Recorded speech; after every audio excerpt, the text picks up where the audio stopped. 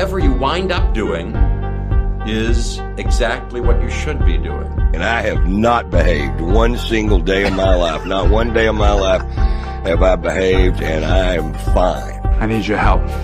I can't tell you what it is. You can never ask me about it later, and we're gonna hurt some people. Whose car are we gonna take?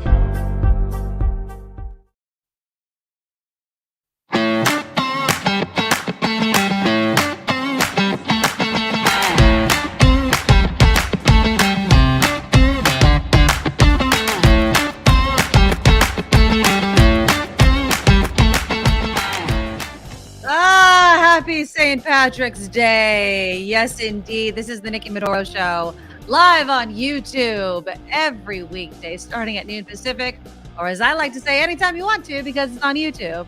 A fabulous St. Patty's Day show. I will be doing something for St. Patty's Day. It's not going to be food related. It's going to be drink related. And I'll give you a little bit of a hint. I've got me Guinness. I've got it right here. So I'll be making a special St. Patty's Day beverage. Yes, don't judge me. I'm drinking in the middle of the day. It's St. Patty's Day and it's a Friday. So come on. It's going to be a good old show. All right. Coming up today, we will mark it's a momentous Bay Area COVID anniversary, which of course is 3 years ago today is when they issued that shelter in place. Now, you know, the state of emergency and what happened across the country, but here in the Bay Area, that's when it was announced. I'll show you some pictures from a New York Times article, actually, with the headline, "Can California Keep 9 Million People at Home?" Talking specifically about the Bay Area.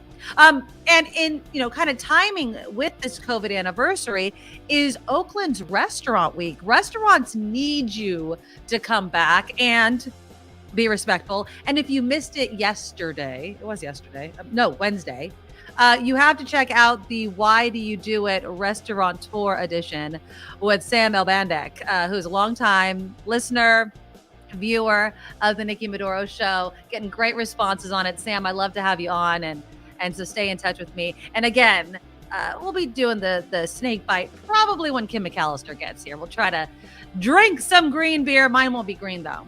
Mine's just gonna have some Guinness in it. And then we're gonna have Steven Espaniola for an Aloha Friday. He's an award-winning ukulele musician. Kim McAllister is going to say all these Hawaiian words way better than I am because she was actually born in Hawaii. So she knows all about Steven Espaniola. He's going to come on. I actually have what's going to be really fun. I have my ukulele and Kim has her ukulele. And so he's going to try to, I suck. I've tried to play. So hopefully maybe after this lesson, I'll be able to play a little bit better. So that's going to be really fun. That's going to come up at 12:30. So in about a half hour or so from now. And then in the second part of the show, I was able to get Anita Chabria. She's a columnist with the LA Times, actually based in Sacramento. And we'll be talking about the Scandinavian redesign of San Quentin. And, she really did a great article. It's in the show notes if you want to read it, about what Governor Newsom is proposing. So we will dig into that. And of course, because it's Friday, we have to talk movies with the one and only Tim Sika. So he will definitely be rounding out a fabulous show that we have. First off, people, let's thank our founding sponsor, Steve Moskowitz. Give Steve a call for any of your tax, HR, accounting needs. AAA Tax Deal, MoskowitzLLP.com. While you're here, even if you're watching it in replay, please click that thumbs up button. I know it doesn't seem like a big deal, but it is a big deal. So just do it real quickly. And again, the $ that you see underneath the chat is a way for you to donate during the show or even after. You could throw a few bucks, get a super comment, thanks, sticker, what have you. Now, please, if you are able to, and if you enjoy the show and you want to see me and Kim keep putting this on Monday through Friday, please consider donating to our Patreon. You could choose the amount that you can afford every single month. The website, thenikkimedoroshow.com, is where you go for the links to the Patreon and to past shows to share with your family and friends, because we really work hard to put this show on every single day. And of course, we want to increase the number of subscribers. Our PayPal's up. Same email, thenikkimedoroshow@gmail.com. And then, of course, the merchandise store is thenikkimedoroshop.com. All right, so let's get into what happened 3 years ago today. Headline in the New York Times, which I like. It could have gone to the Chronicle or something like that, but this was an outsider's kind of look into the Bay Area. And the headline read, "Can California keep 9 million people home?" 8 counties in Northern California have ordered residents to shelter in place, and they put it in quotes because we've never been told to do this before. In the Sacramento area, residents were also asked to stay home as much as possible because, again, this was the Bay Area. Just look at some of these pictures because it really it brings it all back. I mean, look at this. Look at this picture right here, right? That's Bart. San Francisco bound BART train during Tuesday morning's rush hour. And look at that. And what I love about this picture is one man is with a mask, another man's without a mask. And it was so odd, and we remember it yes, it was 3 years ago. And should we be marking these anniversaries as much as we do? I feel like we do. We're still feeling the effects of it. I have another picture to show you as well. Here's another one. Oh, here we go. Remember this? The empty shelves. Everything just absolutely gone. The caption underneath it, you don't see it. It says the pasta aisle in a grocery store in Oakland was depleted of pasta and sauce on Tuesday. And that was, because of the shelter in place and people were just stocking up. Oh, that's interesting, Kim.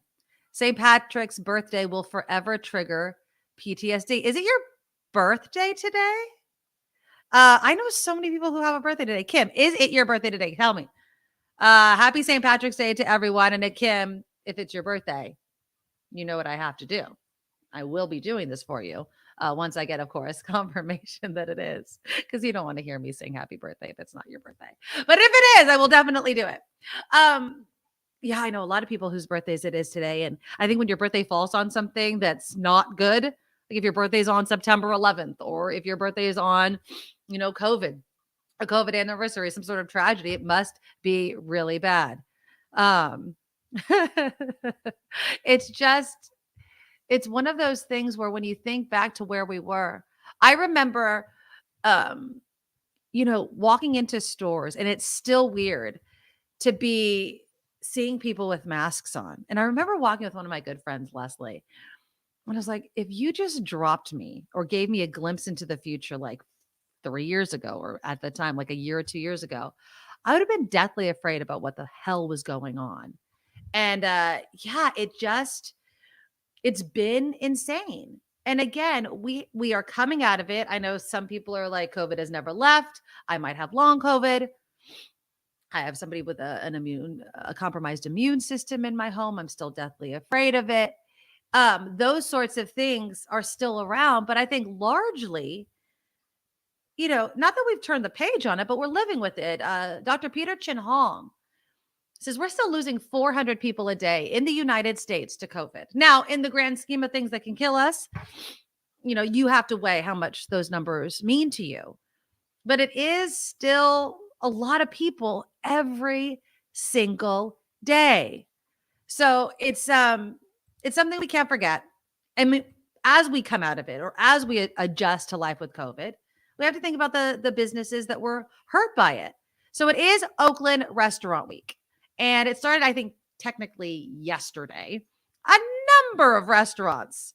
So this one article is saying the Chicken and Waffles in Jack London Square in Oakland is kicking off a 2-for-1 special. I'm looking at, there are so many restaurants. There are so many restaurants that are part of Oakland Restaurant Week. If you want a list of it, you could just go to visitoakland.com and you can click the link. And so many restaurants are taking part. Let me know in the comments. Do you still go to restaurants without a mask on? Are you still supporting restaurants? Are you still getting to go? Has anything changed for you in that aspect? Because I think, just reading this older article, from the New York Times regarding the shelter in place, the quotes that came out of it were huge. And it's still the same thing that we're dealing with today. So one line reads, some people who went to work said essential or non-essential, because remember there was that designation, They would not survive without the income. Talked to one guy who was trimming San Francisco's trees. Mr. Valencia says the government says to stay home, but who is going to pay the rent? Juan Carrillo, an owner of a taco truck, right? Again, people that serve us food. He's like, this is what I do for a living. If we close down for 2-3 weeks, it's going to be a problem. His employees, he said, have enough to survive day by day. Remember when we thought it was just going to be 2 or 3 weeks? I remember that. I mean, I don't know if you guys remember, I was broadcasting from my home. I had just launched the show on KGO on Station X. My kids were there. It was this novelty. I remember I had like a pop-up in my house. And then it went on and on. And I mean, I remember even opening my front door and being like, should I even be opening my door? It was so weird. It still is. It still is. Let me read some of the comments going in. So Lou says 100% going without a mask. Portland Metro is very strict on vaccinations and masking, and so I feel safe going out. Yeah, I feel like it matters how you feel, right? On whether or not you think everyone else is doing the right thing. So, I went to the grocery store today. I picked up my stuff to make my St. Patrick's Day beverage that I'll be having in a moment. And I was looking around, and there's some people with masks and some people without masks. And thankfully, you know what I'm really glad about? I'm glad I live in an area where people aren't confronting anybody about wearing a mask or not wearing a mask anymore. But I've come to realize that it's normalized, at least for me and in my community, to see some people with them and some people without them. I don't judge them. Some people are like, what good is that mask going to do you? Who cares? If they want to wear it or they don't want to wear it, you don't know. Maybe they have COVID. Maybe they just have the friggin' flu and they're being considerate. So I think it's a great thing. Now, Heather writes in, it's discouraging how fast people ditch the masks. Did we learn nothing from the pandemic? That's interesting that you say how fast. How fast so do you think that, and I'm asking this honestly, Heather, and I'm not attacking you whatsoever. Do you think it should be 100% masking right now? And how fast are you talking about? Do you live in an area in which they ditched them fast? I don't feel like we ditched them, at least with the people that I interact with and where I go. I don't feel like we ditched them that quickly. I really don't. But maybe are you like Heather? JR says, I'm still going to restaurants. Seems like the only ones wearing masks, though, are the staff. Isn't that interesting? So The Last of Us, that HBO series, ended its first season, and they always do the behind the scenes type of stuff. And it's interesting how you see all the actors and actresses without masks on, but all of the, behind the scenes people have them. And again, I think it goes back to this idea of, is it doing any good? And I always respond, I don't care about the science behind it. If they want to wear it and there's not any problem wearing it, wear it. It can't hurt is what I'm saying. It's all nonsense about it hurting people. Give me a break. It's not hurting anything. And if it helps, it's like my kid when I say cover your mouth and they go, like do a little bit better. I'm sure kind of is better if it's touching your mouth, but I don't feel like it hurts so much. Natalie says my 7th grader has COVID now for the first time, fully vaxxed, but it took 3 years. I feel safe going out because we are fully vaxxed and our hospitals have capacity if we get complications. Yeah, I think that's the turning point too. We don't want to overwhelm our hospitals. Heather writes back, so many people at airport stores, public areas. I live in San Jose too. What up? I don't want COVID, but I also don't want a cold or any other crap. It doesn't hurt to wear one. Exactly. My fellow San Josean. Okay, let's welcome Kim McAllister to the show on this. Look what you're already drinking, my friend. Oh, is it not time yet? I'm sorry. It totally is. It totally is. I was waiting for you, though. I was waiting for you. I'm going to make my beverage. I love that yours is green. You told me to make it green. I went out to the kitchen in between Mark's show and yours. That's why it took me so long to get here. Well, and I had the green food coloring in the glass, and I got my mug. I have a Guinness. Oh, you got a Guinness. Okay. I got a Guinness. I'm going to make a special kind of drink. It's not special, but it's an Irish drink popular in Ireland. But before we get to the drinks, I was asking people because today is 3 years since the Bay Area issued the shelter in place. Yeah. Okay. And so just kind of going over where we've come from. And, Heather was talking about seeing people in airport stores and public places not wearing enough masks or how quickly we ditch them. How often do you see a mask, Kim? I mean, honestly. Not as much as I would like to. Usually I'm the only one. And so you wear it every time Yeah. you go into a place? Not every time, but Okay. if I grocery stores often, movie theaters. Okay. Yeah, I'll go back to a theater now because remember it took me a long time to do that. It did. But I wear the mask in the movie theater. My mom just got home from Hawaii, and I said, "Did you wear a mask in the airport and on the plane?" And she said, "I did, but my traveling companions, who happened to be my aunt and uncle, did not." She said they're done wearing masks, so they went through the airport, on the plane, everything with no mask. Yeah. Well, so I'm going to That gives Hawaii. me a heart attack. Yeah, I'm going to Yeah. Hawaii in July, and I think that's going to be the longest flight I've been on since COVID. Right. And this is not until July. I don't know what COVID's situation's going to be like. I feel like everything just seems grosser still. I don't have a problem wearing a mask, although if I'm on a plane, I'm eating and I'm drinking, obviously it's off. I can't eat and drink on a plane with a mask on. Yeah. I mean, I guess you could stick the straw underneath it. But yeah, I mean, I wear it because of, what's been going on with my daughter. I wear a mask all the time because I'm constantly in the hospital, like with doctor's appointments, checkups, things like that. So I always have a mask on me. That has not, it is still in my purse, in my glove compartment, new ones, all those sorts of things. Heather, I feel you. Have I been sick? Yeah, I've been sick. Remember, I got that really bad I'm sick cough. now. I got a cold from my kid. Yeah, Because, I don't wear a mask in the house. So of course not. I don't want to be sick either. Nice cough. Okay. Kay in in Santa Rosa. Yeah. Had a guy as I was bagging groceries say to the cashier, "So I see you aren't a sheep." Nice passive aggressive comment directed at me. I would have been pissed. That's rude. But you That know is what I think? so rude. He can enjoy long COVID while you will not have to go through that. Yeah. I've not had COVID. Exactly. I I haven't mean, either. the name calling is what bothers me. Why are you sitting in your car wearing a mask when no one else is in your car? You don't know if they're picking somebody up. You know what Could I mean? be Like, an Uber driver. You don't know. but you know what? It doesn't matter. I feel like this judgment, I really wish we could get past. Who cares if they wear a mask? How does it bother you? You have no standing to complain if I want to be like the Supreme Court about it. Like, what does it bother you? No. It's so annoying. I feel like it brings out, if anything, this pandemic brought out is just kind of sometimes the ugliness in people. Just let them wear it and keep your comments to yourself. Oh, I'd just be like, you loose. Exactly. That's just so rude. I'm sorry, Al. Oh, he caught it last week after 3 years. I feel like people that just get it now, you're like, really? But it's at this point where at least, and I don't know your health situation, Al, and other people that have gotten it, but as long as I think you're healthy and you don't feel like you're going to have a bad reaction, and of course there's room in the hospitals. We have Paxlovid. We have these sort of medicines that have been proven to work, even if you have some of these other health issues, that there's going to be a better outcome for people. But again, Kim, I was mentioning Dr. Peter Chin Hong, your favorite, saying 400 people a day in the United States are still dying. So yeah. And long COVID is a concern. I was just, I saw Dr. Bob Wachter from UCSF.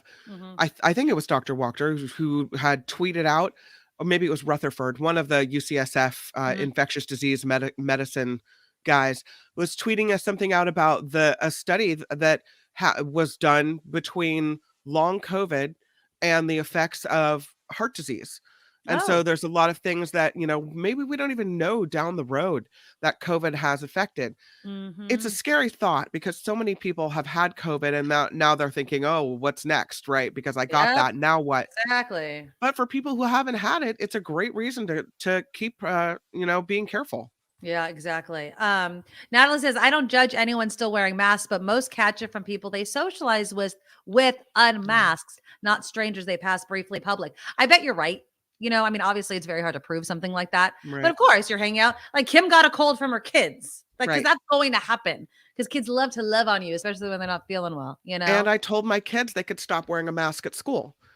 So So they're going to For get the cold. last 2 months, they haven't worn a mask at school, which means they could get COVID at school. And that means, hello. Hello. Exactly.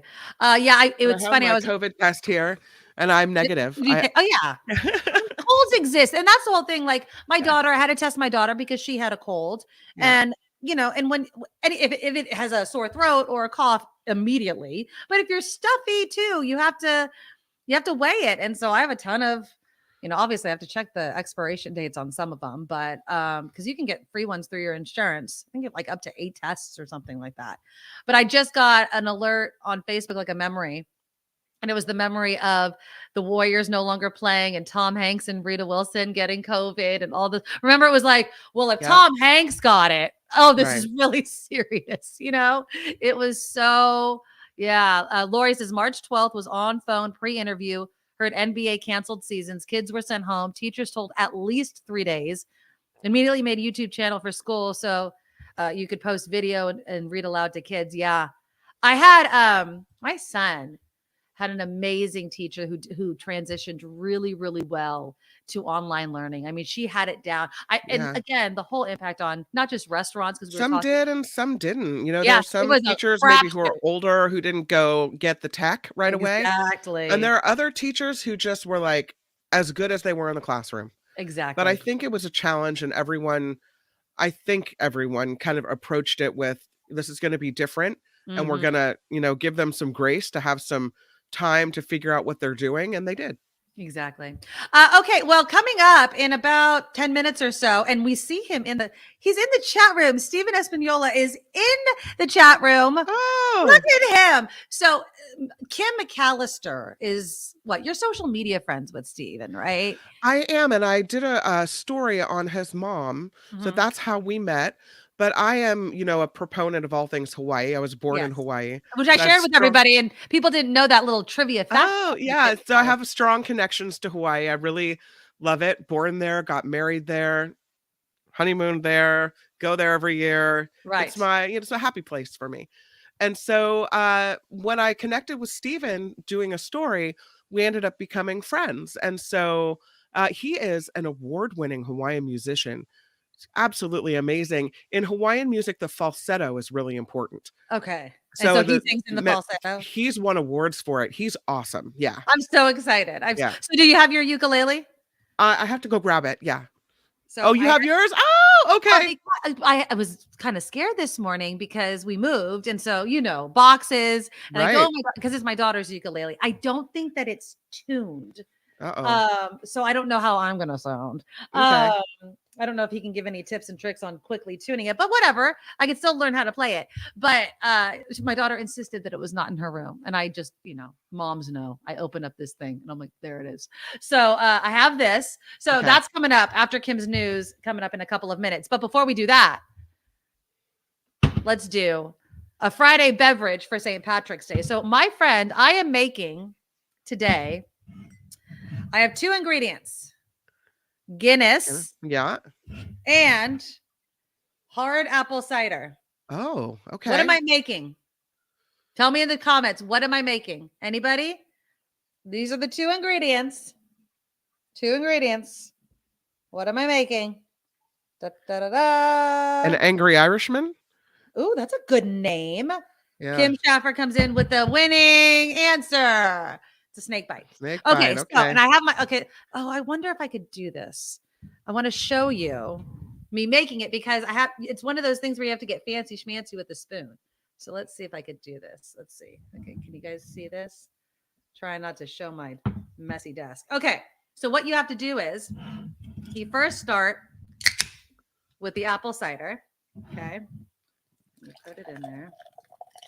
Get some sound here. We're radio chicks over here. Okay, so we got the cider, and then what you want to do. I know somebody was telling me to make an Irish car bomb. I'm not doing Jameson at 12:30. It's bad enough that I'm drinking beer and hard cider at 12:30. Ooh, it's foaming. Okay, and then you got to open up your Guinness and use the spoon to layer it. I am not a bartender. Really hoping that I do this properly so I can get a nice little layer. Oh, I think I might actually do this, but I'm getting a ton of foam, unfortunately. But Guinness is known for giving good head, but it'll fade away after a while. Goodness. So there you go. I don't think this will be as dirty Here as we go again. Mr. Tongue Guy yesterday. So, I think I did a pretty good job. All right, here we go. So let's look at it. Let's see. This is my snake bite. That's pretty good. That's a pretty good. Yeah. Can you put some green dye in there, or is that against the rules? It's against the rules because I don't have any food coloring. That's why. All right. Not bad. I'm going to let it settle because as I do that, you know what else I picked up? So I wanted to pick up, I guess I can, now that you guys have seen it. And I have my green light on and I have my green sweater. Kim, do you have anything green on? It doesn't look like I never have to wear green on St. Patrick's Day because I have green eyes. Oh, I thought you were going to say because you're Irish, but okay. I got St. Patty's cookies. They were supposed to be green. They just had like these sparkles. I knew I should have picked them up a couple of days ago and they had a bunch of them. So I'm going to have to go along. Some people hate these cookies. Some people hate these cookies. I like them. They're soft and delicious. They're soft and delicious. All right, everybody. Cheers. Happy St. Patrick's Day. There we go. Which apparently they don't really celebrate in Ireland, but we celebrate it here in America. We're Americans. We celebrate anything we want to. All right. And let me taste the cookie. It smells so good. These soft cookies are the best. It's rude that you didn't send any down here. Up here. I'm sorry. It's fine. I'll have a little leprechaun run it up to you. Do you do any do you do the leprechaun traps in your home? Yes. As a matter of fact, the leprechaun traps did not appear this year, but the leprechaun came. There was a green pea in the toilet this morning when everyone woke up. Oh, that's that little rascal. Right? He didn't flush either? Jesus. He doesn't flush. He doesn't. He's a little hooligan full of trouble. All right. Al Anonymous gave me a tip to rub the bridge of my nose. This is the bridge or the tip of my nose? The bridge is up here, but okay. Yeah. I don't know why it matters. Okay. And then it says, touch the foam. It'll dissolve the foam quickly. It's not working. It's okay. I have a pretty good. I think he just wanted to see you rub your nose and stick your finger in the bear. I did a really good snake bite. Yeah. I can't believe I'm drinking this at 12:30 in the afternoon, but mine, I'll have to admit, by the way, that mine is a pineapple Waterloo. I know you're just so it's a fizzy water, but it's green. I knew that Kim wasn't going to drink. She left the drink into me, which is not a surprise at all. If you drink a green drink, I put like 5 drops of green in here. Do you think I'll have another potty full of green later on? So. I think I wonder. No, I don't think food coloring works like that. Like it's just going to stay in your system all the way through. I don't think so. Could be. All right. Anybody having, Irish soda bread? Are you going to do anything? Are you having a fancy schmancy dinner today? No? Yeah. Well, my mom does next door. She makes the complete Irish dinner. She's got the soda bread and the potatoes and the carrots and the meat. I don't think we're doing anything but drinking today. We had corned beef and cabbage not too long ago, and I don't see one in my fridge, so I don't think we're doing that. But I've got the Guinness and I got my snake bite, and so I think that'll do for St. Patrick's Day. Okay. Steven Espaniola, award-winning. Now, how do you say ukulele the good way? You say it a good way. Ukulele. See, I'm going to let you lead this interview with Steven because you guys will and say the words properly. He's coming up. We're going to play some ukulele. We're going to hear him play Sakura. I'm assuming I'm saying that word right. This is a song that is up for an award, apparently. Yeah. And so hopefully he'll play a little bit of that. So that's coming up. And then in the next hour, we'll talk movies with Tim Sika. But first, I'll be speaking with an LA Times reporter about the Scandinavian redesign of San Quentin Prison. She did an amazing article. You could read it in the show notes, but she will be joining us in the second part of the Nikki Medoro Show. But please, before we go to Kim's news, click the thumbs up button. Let us know that you love the show. You could throw us some dollars in the super chat, super comment, super thanks. Steven Espaniola coming up next after Kim's news. Now, from around the world to up your street, the Nikki Medoro Show presents News Czar Kim McAllister. And this report sponsored by tax attorney Steve Moskowitz at 888 Tax Deal. Let's start with former President Trump. because there are reports that he could soon be fingerprinted and photographed for a mugshot. But Trump is undeterred. He attacked prosecutors pursuing various cases against him. Multiple outlets say security preparations are underway in New York City for a possible indictment of Trump next week. The Democratic Manhattan DA appears ready to elevate the false paperwork case from a misdemeanor to a felony. The feds earlier declining to indict Trump on the charges of alleged hush money payments to porn star Stormy Daniels. The former president has denied an affair with Daniels and allegations related to that payment as well. Ohio Governor Mike DeWine is back in East Palestine today. He'll be speaking about continued efforts to clean contaminants in the area after the train derailment last month. DeWine will also be visiting East Palestine High School, where he will sit in on the school's government and culinary fundamentals classes as well. I thought I had another story in here. This is actor Lance Reddick, and he has passed away today. I'm so sad about this news. I love him. He is such a good actor. Yeah, it's a sad situation. He has passed away at the age of 60. So young. Reddick, known for his roles in the hit series The Wire, also John Wick, that franchise. TMZ reports that his body was found at his Los Angeles area home this morning.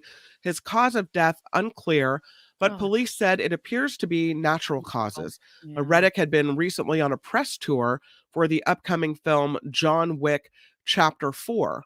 And again, he has passed away at the age of 60, apparently from natural causes, but I'm sure we'll find out more about that.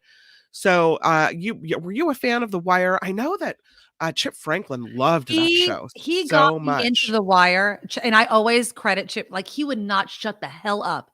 The Wire, The Wire, The Wire. And I'm like, fine. Have you ever watched The Wire, Kim? I tried once and I couldn't find it. I didn't watch it. No, it is so freaking good.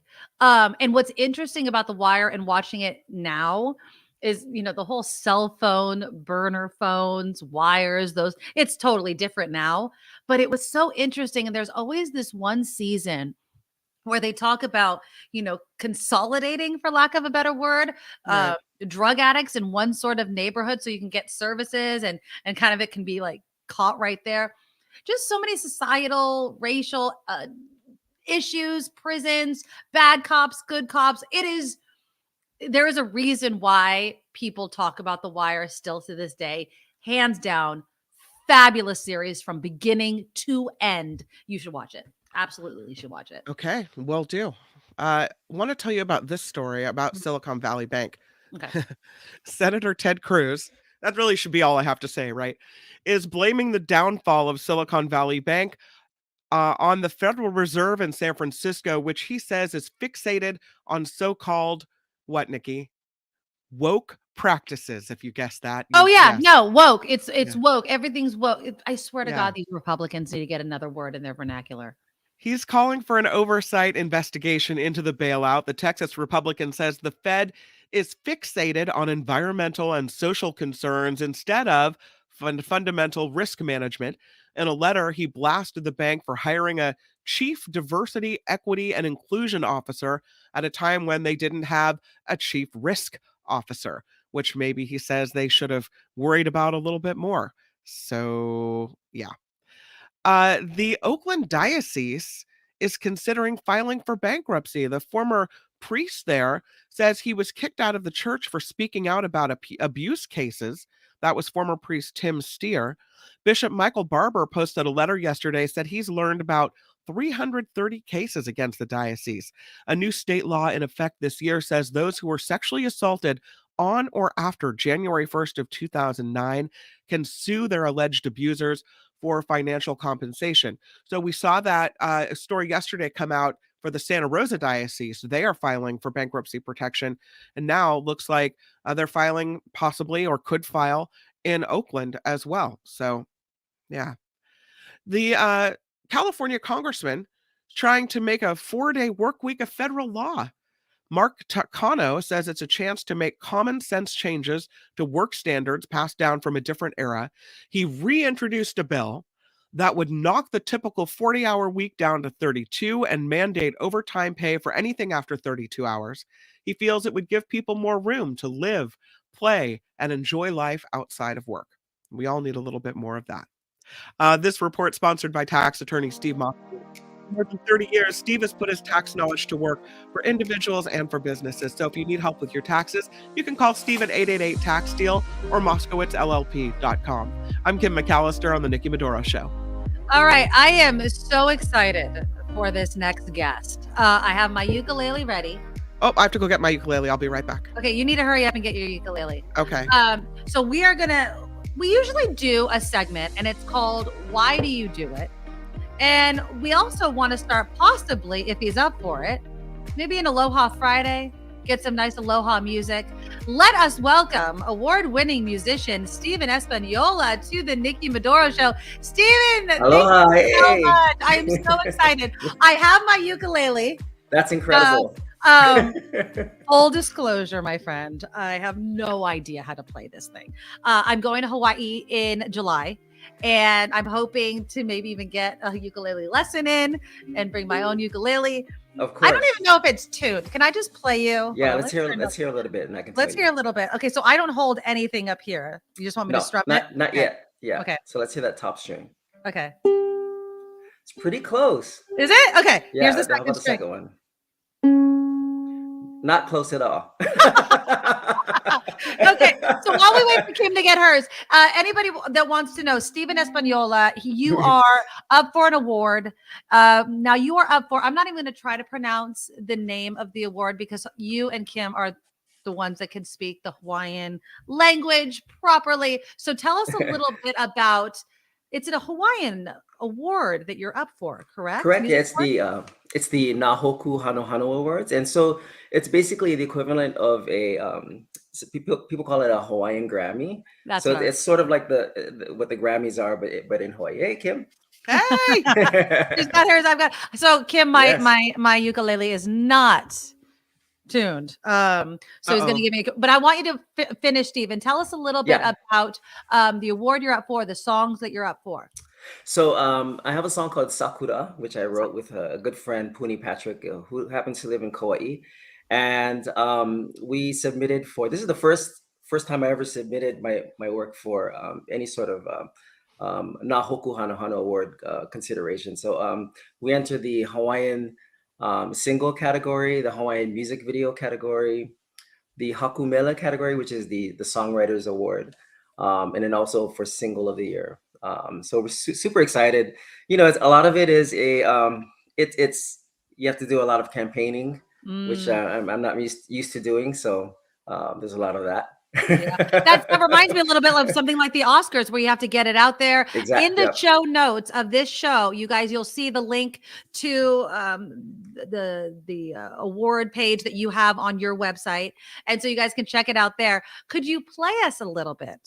I could. Of the song, please. I'd love to hear it. Just like a little something, or you want like a full song? Or go, please. Go get it, brother. Go get it. But the floor is yours. I have to say that you know, my wife and I are huge super fans of the Nikki Medoro Show.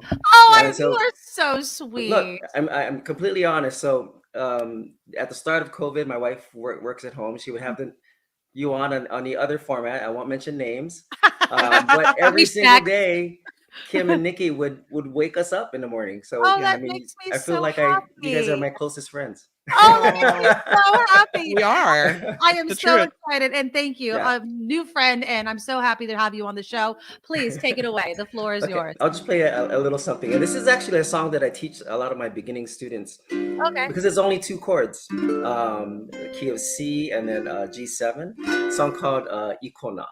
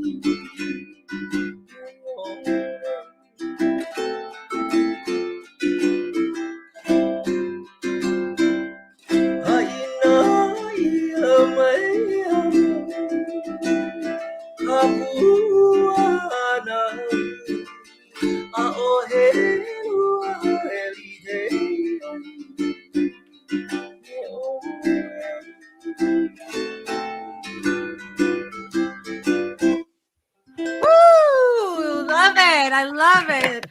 Thank you. Thank you so much. I'm telling you, it gets me really emotional. Like when a good hula or good Hawaiian music like brings tears to my eyes. Really does. Same. Yeah, same here.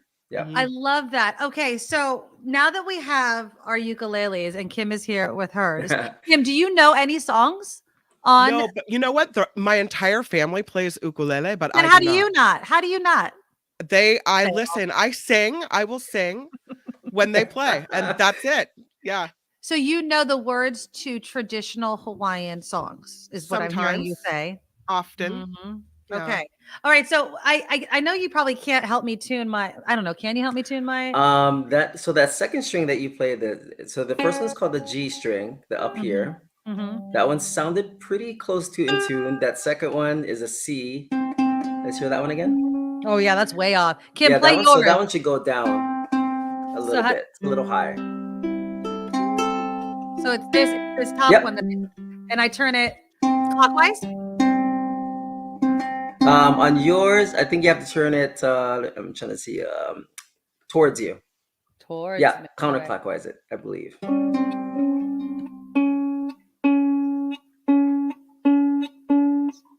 They're really off too. And if it starts going up, go the other way. This is great. One Go thing ahead. I'll say Stephen does a Yeah. lot of is he goes to there are ukulele festivals all over America, and he will go teach ukulele classes, or he'll perform and then teach a whole multi-purpose room of people how to play. Yeah. And so it's kind of a cool thing to have him here to do this It's for us, because this is usually you got to pay big bucks for this lesson. I'm cheap. I do food, drinks, There you go. airfare, and board. A virtual Green beer. snake bite Yeah. to you. There I you do go. have mine Stephen. here too. I don't There have you any go. Irish stuff, but I have my big wave here. That works. That works. Cheers, my friend. Mm. All right, well, let's give it multicultural, a- little Hawaiian music on St. Patrick's. Yes, yeah. Stephen, the ukulele, is it an easy instrument to learn? Because my daughter, just for people that may be a little afraid of learning it, what is it about?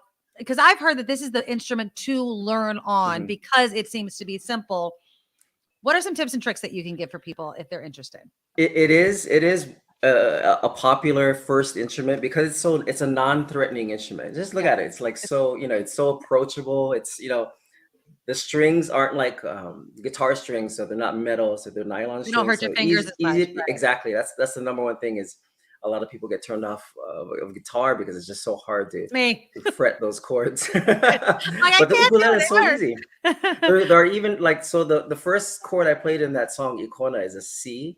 So if you take your ring finger and you go three frets up, each one of these is called a fret. Okay. So 1, 2, 3. Okay. And then on this top string here, the A string. Yep. Let's hear that string. Let's hear that. Hold on, I got one of these. Oh, you have a baritone, huh, Kim? That sounds like a baritone ukulele. It's a lanikai baritone, I think. Yeah, nice. Yeah. Okay. So that one it'll be a little bit of a different tuning because it's a baritone is basically the same tuning as a guitar. Okay. So it's a little bit different. What we have here is looks like Nikki has a soprano, and then I have a tenor. This is a tenor side. So we have the whole that's pretty rainbow cool. of, You have the orchestra. ukulele. Yeah. And so when people are choosing their ukulele, which one should they get, or does it not matter? I mean, I would say if all three of them are here, how do you choose? I like to do it depending on I like to have people hold the instrument and just sort of see how it feels in your hands. Typically, the keiki that I teach or the kids, I recommend that size that you have in your hand. The small. That's one of the smaller ones, the soprano, Okay. only because it's so easy for them to make the chord play it, shapes. yeah. If they're starting to get a little bit more serious, then I start to navigate them this way, To that, this okay. size, which is a tenor, a little bit bigger. There's one in between this size and your size. It's called a concert size. Yeah. So that's There's another one popular of those size too. around here too, I think. Oh look yeah. at Oh, you. you have a whole inventory Everybody of in the ukuleles. house has a They're all ukulele musicians. except me. Yeah. All right. Okay, so let's get a little. I don't know if mine is going to sound as good as Kim's because it's not completely in tune, but we'll give it a shot. Okay, so Yeah, give so us. that's a C chords. If you fret that one right there, it's probably the most the easiest chord to fret on an ukulele, to play an ukulele. Yeah, that one's definitely out of tune. Hey, Kim, you're just gonna do it. I'm gonna fake it. There we go. Yeah. You There can you air, go. you can air Okay. ukulele. There you go. Air ukulele. I'll just pretend. So and then usually I tell people to take your right hand on your index finger and sort of like rake across the strings this way and try to stay within this sort of 3 to 4 fret range here. We're between this. So in front of the hole. In front of the hole. I know Yeah, right here, component. in this area right here. So this range right here. All right. Okay. And that's because okay. it's a little bit easier to sort of rake your finger up and down. If you go over here, you have a tendency to get caught in this area. Interesting. So that's probably my problem. I had a Mm-hmm. boyfriend back in the day that tried to teach me to play the guitar, and I learned the chords. But once I started to try to strum, I got caught. I'm like, I can't do this now. So yeah. Yeah, and that turns a lot of people off right from the beginning. Like they can't do a proper. And it's strum. just one finger that you use to strum. It's just one finger. Sometimes I'll do like, so if you notice, like when I was playing that song, I would every once in a while I would incorporate all of my fingers. Okay. This sort of like kind of raking technique, and it makes it borrows a lot from the flamenco, Spanish flamenco sound. Okay. Let's see what. Go, Kim. Are you on that third fret, Kim? Let's see. I'm on the third. I'm on the third 3. string up. Is it the fret? Is the one over, right? Yeah. Do the very last, the bottom string. The bottom string, 3 frets. There you go. Yeah. Yeah. There you go, Kim. See? Nice. Okay. Okay. Sorry, Next. I got confused. So right now you have the half of the song I just played, Icona, or you even have, the beginning of probably one of the most iconic songs coming out of out of Hawaii. The hit "Somewhere Over the Rainbow." Oh yes. Yeah. Could you play it? Could you play it for us? Could you play it, please? I could play a little bit, but will we get striked by? We probably will, huh? Copyright strikes. Yeah. Play it out loud. Oh, that stinks. Okay, well that's fine. I guess. I don't want to get hit, but no, you're right. Good thinking. No, and I want this to go far and wide because I want people to hear your music. Okay, so let's play something else then that won't get us dinged. Go ahead. So let's see. So that's a C chord right there, and then so if you do, let's see. If you take your index finger, we're going to do another chord here called a G7, and another very popular chord. So you take this index finger, put it on the second string up on the first fret. There you go. Take your middle finger, put it on the third string up on the second fret. Third string like up that. on the second fret. And you sort of have to move your left hand, angle it like this. And then you want to put your ring finger directly below your middle finger on the very first string, right where you're right there on the bottom. So it kind of looks like a triangle shape almost. Well, mine's gonna sound terrible. But it's out of tune, but I can tell right now that the shape is perfect. Okay, good. There we go. See? So that's the sound coming from mine. That's what it is. Yeah, we'll just do that. Is mine out of tune? Let's hear it. Good. Perfect. Wow. Yeah. Good. Yeah. I'm gonna sign you up. There you go. All right. So what can you play knowing those chords? So knowing those 2 chords, it opens up a whole world of songs. You can do let's see. That's not gonna get us dinged. Tiny bubbles in the wine. G7 makes me happy. It's very appropriate too, since we're drinking. Makes me feel fine. I'll just drink while you. See, it's at the beginning of Tiny Bubbles. Also, Icona that I played earlier. I was gonna do Pearly Shells, but Pearly Shells has another chord in there. On the ocean, which is an F. It's another very popular chord. Looks like this. Okay. Yeah. So so right now, I mean, we've only been playing barely 5 minutes, and you know the foundation of three chords. Yeah. And also the foundation of a basic strum. That's why I think it's so appealing to a lot of people to gravitate towards the ukulele. Oh, let's see. Pua Mana, somebody wrote. Oh yeah, Pua Mana. I don't know if you get dinged for that one. No, I think that one's public domain already. So is that okay? Yeah, I think we're good. Okay, we have time? Yeah, absolutely. That's another song you could play with those chords too. G7, F, and C.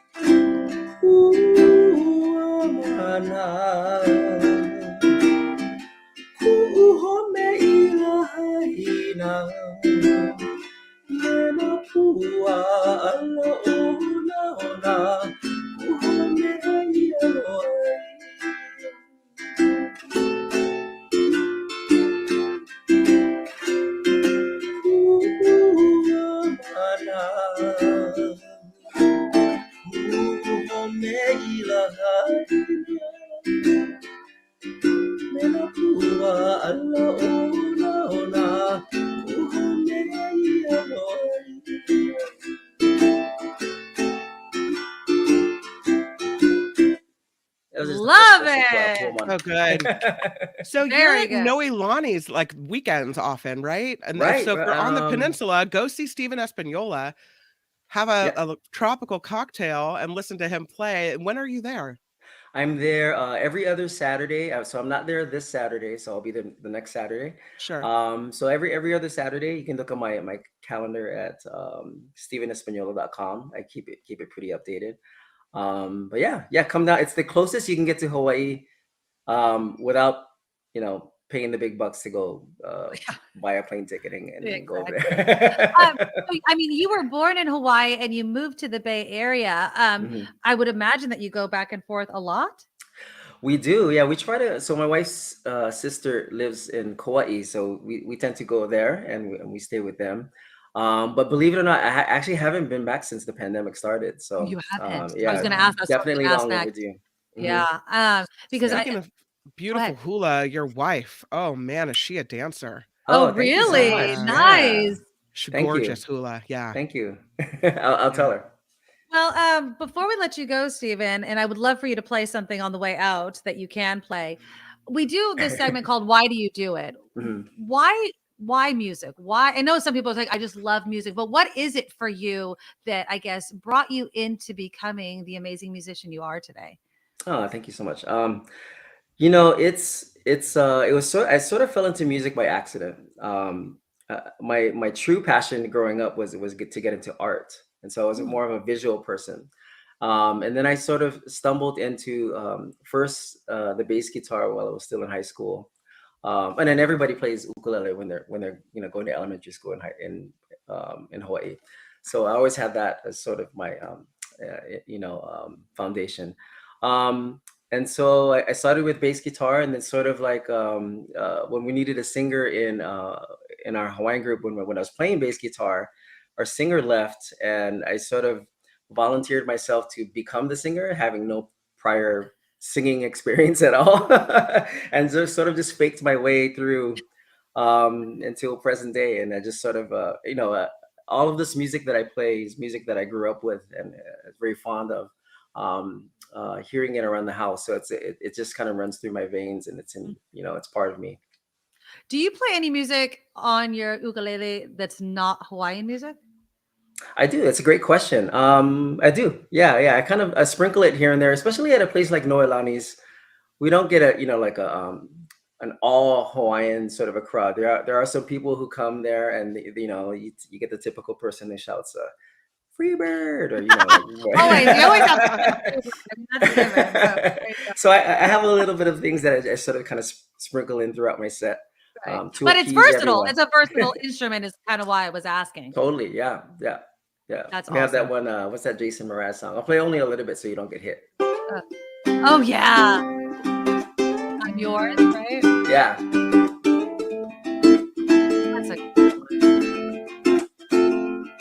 That's That's a popular one too. I love Yeah. Has it. a more I of a love kind of a reggae sort of a vibe. Yeah. Okay, so StevenEspaniola.com. The links are in the show notes. We would love to have you on anytime you want to. Play us some Friday music, Aloha Friday. We would Before absolutely you love go it. out, I want to For say sure. happy birthday to your daughter. Oh, happy birthday! Yeah, my daughter's a St. Patty's That's awesome. birthday girl. Yeah. Very Yeah. lucky Thank indeed. you. That's awesome. All right, well, play us something on the way out. StevenEspaniola.com. Check him out. Good luck on the award, and we'll have you back on the you show so real much. soon. Thank you. I'm down to come in every Aloha Friday if you want. Aloha. Perfect. Aloha Friday Mahalo. it is. Awesome. So I'll play, since Kim mentioned my wife, April Hokulani Espaniola. I'll play the song that I wrote for her. It's on my first album, and it's a song called Hokulani, which compares her to the beauty of the stars in the heavens.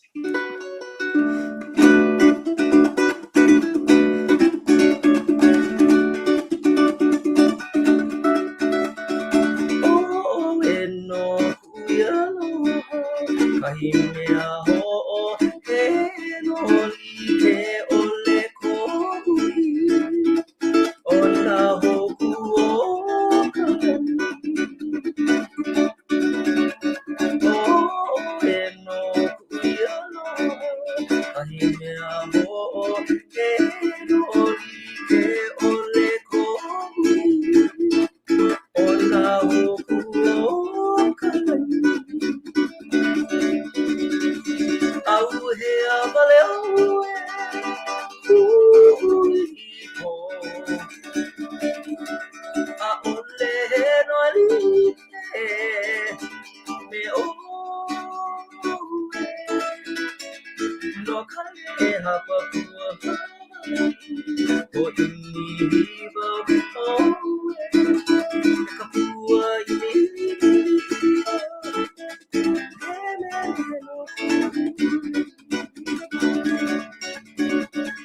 no kale hapa kua o ini hiva o kapua ini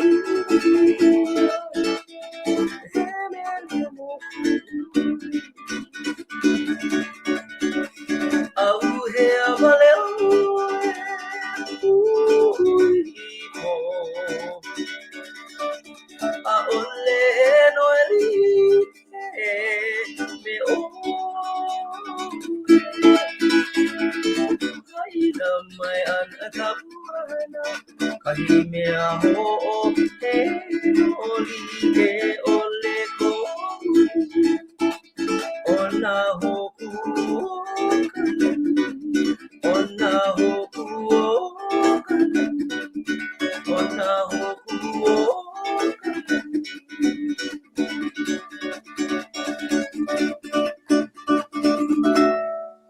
Woo! Steven Espaniola. You see his Amazing. website right there on Yeah. the screen. Check it out. And you. we will see you next Friday for Aloha Thank Friday, you. Steven. Thank you so much. Aloha, thank you, Bye. Nikki. Mahalo. Thank you, Kim. All right. Oh, that was awesome. Yeah, I love him. He's Kim, the best. Thank you so much for setting that up. This is going to be fun. So Yeah. it's going to be, yes. Flo says, please bring Steven back on the show. We will. He's up for it. We're Yeah. game. It's an He's excellent super busy, addition. but we'll try. He's all over the place, like Yeah. at As much as festivals, we can and get him, we will. he's so good. But I love him, and just hearing him sing I and know. play, it's just my heart is lighter, and I feel good, and he's amazing. I love watching the effect that music has on you, Kim, because I could honestly know, like, Yeah. the connection that you have to it is Yeah. amazing. And so, yeah, that was a great fun segment. And again, check out his website. He's amazing. And that's just so cool. And maybe between now and the next time, I'll figure out how to tune my damn ukulele. All right. So stay with us. Kim's going to have some news, and then I will be speaking with Anita Chabria from the LA Times. She's going to be talking about Governor Newsom wanting to change San Quentin from what we know it as, this prison that has serial killers and all types of people, into more of a rehabilitation center. What does that look like? What kind of reaction is that getting from people? She's talked to people on both sides. And then you guys let me know in the comments how you feel about it. As she's describing what they're talking about, do you think this is the right use of money? Do you think that making prison less harsh is going to serve as an adequate deterrent from people to commit crimes? So let me know. Again, click that thumbs up button if you loved Steven, if you love the show. And here's Kim with the news. Now, from around the world to up your street, the Nikki Medoro Show presents News Czar Kim McAllister. And this report sponsored by tax attorney Steve Moskowitz at 888 Tax Deal. Let's talk about Mr. Putin, because it would appear that there is now an arrest warrant being issued for Russian President Vladimir Putin regarding the war in Ukraine. That according to Reuters, which says the International Criminal Court issued the warrant today. It accuses Putin of war crimes centering around kids being deported and others being transferred from Ukraine to Russia. Russia already coming out with a statement saying this means nothing to them. The stocks tumbling after the collapse of Silicon Valley Bank. That is stocks down. Yeah, again, after this parent company of Silicon Valley Bank filed for bankruptcy, SVB Financial Group said today it filed for a court-supervised reorganization under Chapter 11 bankruptcy protection to seek buyers for its assets. Earlier this week, the company said it was planning to explore strategic alternatives for its business. California regulators shut down Silicon Valley Bank last Friday, making it the largest bank collapse since 2008. As a result, all three major averages were falling by more than 1% today. But Silicon Valley Bank, they are still open for business now with more federal protections. A lawsuit filed over the TEA's takeover of Houston schools, and Nikki mentioned this a bit yesterday, but here's what we know today, that the Greater Houston Coalition for Justice says it is filing a third-party discrimination complaint now. The lawsuit claims the state is violating the civil rights of kids inside the Houston Independent School District by treating the district differently than the majority white districts across the rest of the state. Dozens of Mar-a-Lago staff members being subpoenaed in the investigation of former President Trump's handling of classified documents. CNN reporting they range from servers to members of Trump's inner circle at the Florida property. Special counsel Jack Smith is leading this investigation into Trump over the FBI's discovery of those materials during a search of Mar-a-Lago last year. Trump's legal team turning over more classified documents since then, of course. There are two senators that are pushing for television cameras in federal courtrooms and in the U.S. Supreme Court. Iowa Republican Chuck Grassley and Minnesota Democrat Amy Klobuchar are sponsors of the Sunshine in the Courtroom Act.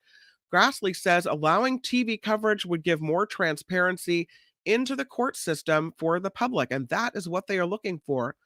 You remember the case in Flint, Michigan, where the water had lead in it? Well, a former Michigan governor is still in the clear when it comes to the Flint water crisis. The Michigan Court of Appeals turning down another attempt by the state attorney general's office to reverse a ruling from the Michigan Supreme Court that dropped the charges against former Governor Rick Snyder. He was charged with misdemeanors for the 2014 switch of Flint's water source from the Detroit system to the Flint River without treating the water first. That resulted in lead contamination citywide. Flint was under state management at the time. And here we go again. Here we go yet again. Lottery players hoping luck will be on their side on this St. Patrick's Day as they try to win a jackpot worth more than $250 million. Whoever correctly picks all 6 winning numbers ahead of tonight's Mega Millions drawing will receive at least $254 million. All people have to do to play the game is that $2 a ticket. Well, so maybe the luck of the Irish will be on your side. We'll see.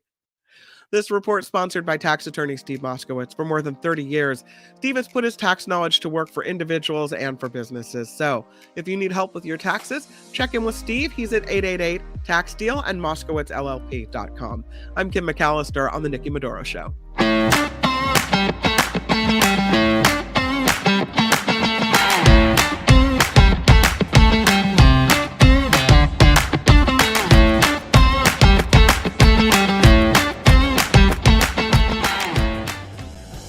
Welcome to the second half of the Nikki Medoro Show. Please click that thumbs up button as we start this show. Now, I teased this a little bit yesterday. I was kind of making the joke, and it is a serious thing. We're talking about, the prison system in the state of California, San Quentin Prison to be exact. But when you hear like the Scandinavian, I was like, they're bringing IKEA to San Quentin? No. It's kind of the way of looking at it and how prisons are designed and what they do. I've said this many times on the show. It is the Department of Rehabilitation just as much as corrections, right? And how much of a focus are we making on rehabilitation? Well, Governor Newsom must listen to my show. He must have heard me loud and clear because he wants to rehab San Quentin Prison.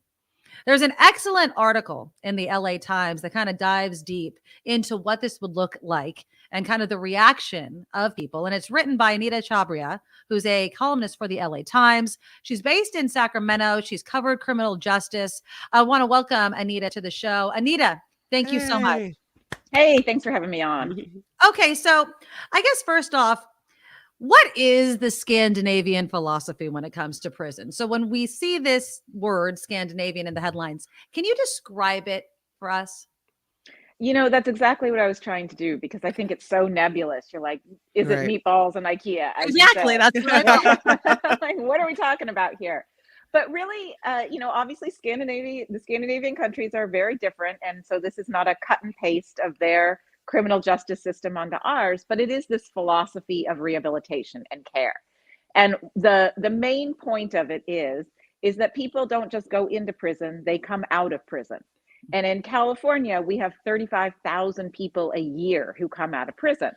And so as the governor put it, do you want them coming out being bitter and having no chance of a job? Or do you want them to come out and be good neighbors? Do you want them to be the kind of people who, will water your plants when you're gone and are employed? And so really the Scandinavian model, the heart of it is about turning out good neighbors, turning out people who have the opportunity, who have the self-awareness, who have the skills to be the kind of people you don't mind moving in next door. So what does that look like inside prison walls like San Quentin? What kind of things are Governor Newsom thinking about? So, the basics that everyone hears about are, we're going to do job training and that we're going to give them a kitchen and they can cook their own food. So they learn life skills and things like that. But really more than anything, it comes down to the relationship between the guards and the inmates and the numbers of guards to inmates. So I just came back from a prison in Pennsylvania where they're using this model. And in the regular ward, even like the honor dorms and sort of the highest level you can get to there, it's 128 inmates to one guard. So that's a single guard who's responsible for not just keeping control, but, seeing who's on the phone, who has to go to this session. Just imagine trying to keep track of 128 people in one day in a prison or not. That's Impossible. A lot. Yeah. Impossible, right? So there's no relationship there. And the rules are there's not supposed to be a relationship there. There's, you listen to the guard, it's a one-way communication thing. Under the Scandinavian model, all that's out the door. So the role of the guard is transformed into a mentor, basically. Yes, they're there to keep control. No, you can't, get away with any breaking of the rules. But their job is to be your mentor and to be your point person to navigate through a system of rehabilitation. So in the ward that's the Little Scandinavia in Pennsylvania, there are currently 50 men. It will go up to 64. But there's at any given time, there's 3 or 4 guards in the unit. And each of those guards has been assigned 5 or 6 guys that those are their guys. And that guard is meant to develop a relationship with those men so that they can help them figure out how to get the most out of this time in prison. And to me, that's really the heart of the model, is replacing that like kind of big nebulous control with a relationship that goes both ways. It's better for the guards too, right? Where they can get some help.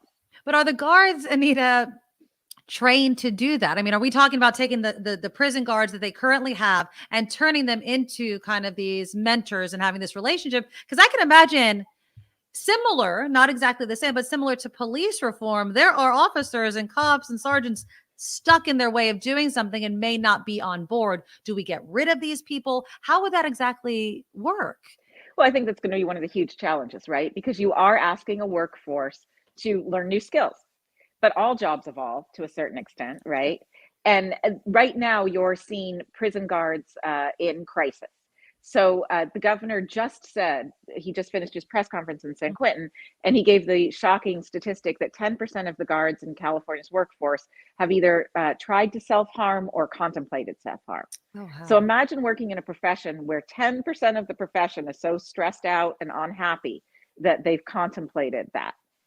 You see across the country, prison guards or correctional officers are 39% more likely to commit suicide than all other professions. That's so awful. This is it's awful. It's a profession with terrible outcomes for those doing the work.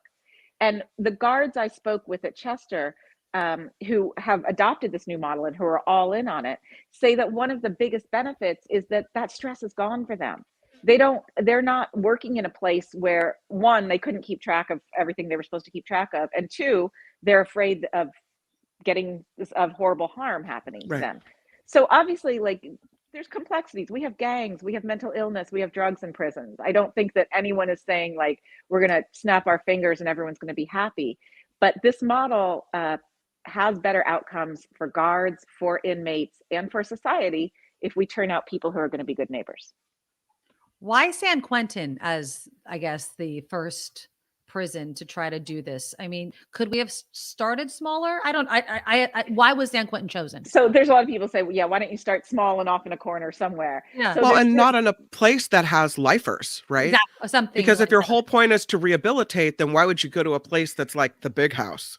So this is really interesting to me. So there's 3 reasons for San Quentin, but I'm going to answer your question first. Lifers create stability in prisons. So anyone who has any of the academics you'll talk to who study incarceration, Chester, the prison I visited, actually started with 6 lifers, precisely because when the lifers often provide perspective to the younger inmates, and the inmates are going to get out.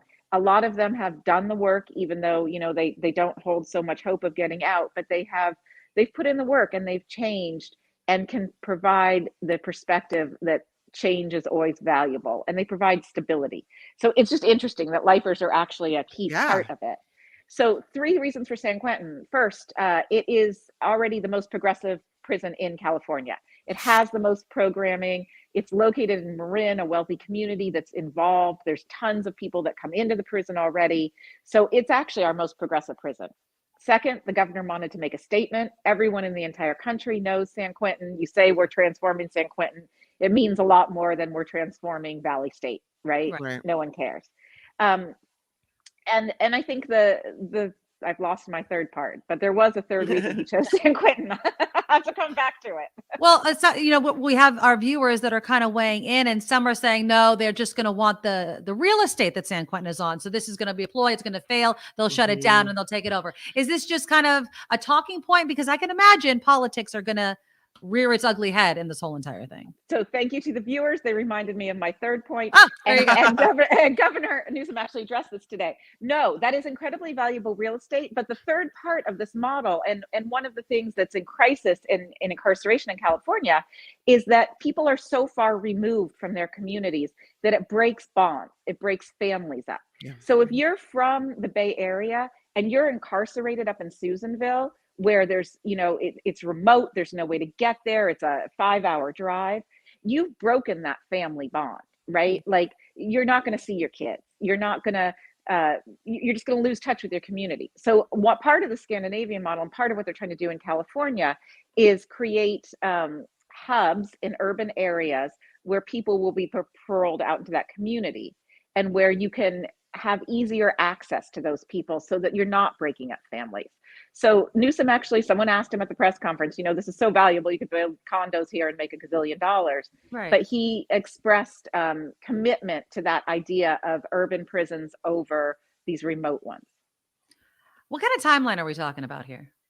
He's saying 2025. I think that's really ambitious, but I think he also addressed that today. I don't know if that'll happen. It's going to take a lot of money and a lot of commitment, but it's always good to put a date on things, right? Right. There are some people who would say, I'm sorry, Nikki, did you want to go? There are some people who would say, this sounds hoity-toity fluffy for the prisoners. This sounds like California. This sounds so California. Like, open living spaces and let's talk about your problems and all this kind of stuff. And that it's not really you're serving a mean, harsh penalty where you're supposed to be punished, bad person. You're supposed to be behind bars and miserable. So what would you say to, I mean, I know we talked about the guards and just having, their life be better and more uplifting, but what would you say to people who are concerned that it's an easy, we're going easy on people? So I talked to the superintendent of Chester, the prison I visited, about this. And, she made a really good point that I think we should all consider, which is what's the ultimate goal? What is it that we want, right? We want to be safe. We want to walk to the grocery store. We want to send our kids out on their bikes and not feel like they're going to become victims. And so at the end of the day, for her, and I think for me, I don't care how we get there. I don't think that, if it turns out, which history has shown it does not. I mean, we've tried the prison as misery model, right? And we have 70% recidivism rates, right? Like our recidivism rates are off the chart. They've been stubborn. Nothing's happened. We've tried longer sentences. That has shown does not have the effect of stopping people from committing crimes. So we have tried the put them in the dungeon method, and it has not made our community safer. We have the Scandinavian countries who have tried this other model that has dropped their recidivism rates. It has made their community safer. So I'm kind of with the warden of Chester on this one. The ultimate goal is community safety. If this makes our community safer, why would we not do it? Yeah. And what's interesting is as you were talking, Anita, I kept thinking, as a parent, if my child kept getting into trouble and was committing crimes, would I be more likely to not necessarily turn them in, but, rat on somebody that I know if I know they're going to get help? Like you need to go away, not because I want to punish you, but you need to be rehabilitated. And if our Department of Corrections and Rehabilitation actually included that rehabilitation, that could be monumental for crime, obviously outside. Is there anybody opposed to this? I mean, I know that Governor Newsom just made his announcement. He was at San Quentin. Could somebody stop this from actually happening, or is it full steam ahead because the governor wants it? Well, the governor is so obviously the leader of it. It has to go through the legislature. It has to get its money. I would be surprised if the legislature put the brakes on it. It's a $20 million ask, which, in our budget, even in CDCR's budget, it's nothing. So I'd be very surprised if we didn't at least move forward on this phase. I think you're going to get all the regular pushback from, all the Republican or conservative sources that, as you pointed out, will see this as soft on crime. Right. But, I think we're California and we'll way. do what we want. Exactly. I mean, and of course, there's also the job aspect of it. I mean, obviously, they're going to be having to hire more of the people that can step into this kind of prisoner guard model mentor role. I would imagine there would have to be a mental health aspect of it as well, because some people are in prison because they have mental health issues, and those need to be addressed as well. It's such an interesting idea. I like it. I mean, just in my own personal opinion, I do like the idea. The devil's in the details in the rollout. You know this, Anita. So I guess we'll just on everything. How it goes. Anita Chabria, thank you so much for coming on the Nikki Medoro Show. Please read her article. It is in the show notes. Well done on that article. I would love to have you back on. I know that you cover a lot of justice. I will be keeping your contact. You were excellent. Thank you so much for coming on the show. Thanks for having me. Talk soon. Bye. Bye. Isn't that so interesting, though? Yeah, I mean, I like her. She's really well-spoken and smart, and but she's cool. What is bad? Let me know in the comments, you guys. What don't you like about it? Right? Because I feel like, what are you going to argue about? Because Governor Newsom makes the excellent point. These people, most of them, a lot of them, 30,000 plus people, will be leaving every single year from these prisons, whether you like it or not. Yeah. So do you want them to be rehabilitated? Even if you're like, wow, that sounds kind of cushy. You're getting job training. But what else do you want? Do you want us to beat them, abuse them, make them better criminals? Is that what we want? I don't think anybody wants that, right? I mean, I guess if you're the family of a crime victim, you want it to be misery, punishment, and as she said, put them in the dungeon, right? But if you know they're going to come out, if it's not life in prison, if it's not death penalty, they're coming out eventually. I would want my attacker, whatever guy that victimized me, to be rehabilitated so they don't do it again. So I That's feel right. safe if and when the day comes that they're released from prison. Yeah. So to me, it makes absolute sense. Now, of course, people are going to say, this is what our money's going to, right? And Kim, the thing that bothers me the most about big ideas like this is the transition to it working. Is that people will point to any sort of hiccups, growing pains, anything that doesn't work as the whole thing is a failure and not give it the chance. Because this is going to take time.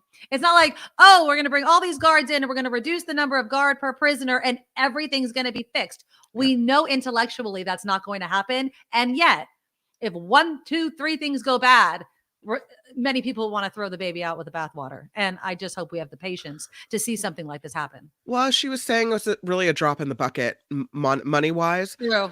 And so if we make society safer, and I would say, you know, I know a guard at San Quentin who really is a parent of a child my kid is friends with.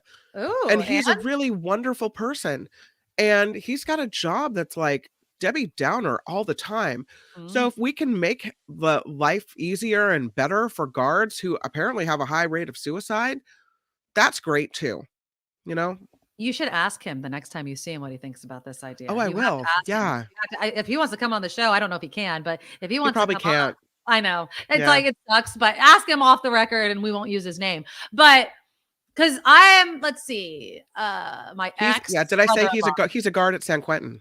Yeah, that's what you said. Yeah. So I just ask him. Just ask him what he feels. Yeah. We don't have to identify him. But my ex-brother-in-law, I think, worked in a prison out in Kentucky. My godparents worked in prisons. I don't think San Quentin, but you know, it is not a job in which I think going into it, you think it's going to be rainbows and butterflies, right? No. So I definitely think you understand what you're getting into, but just the environment and the impact, not on just prisoners, but on the guards. That's why that statistic is so high. That's why. Oh, Kim used to have an uncle that used to work there. Yeah. Yeah, I understand some of the comments here. John says it's called the Department of Corrections. They need to correct the behavior. So that means job training, mental health, and a bunch of other things that right-wingers consider hugs for thugs. Exactly.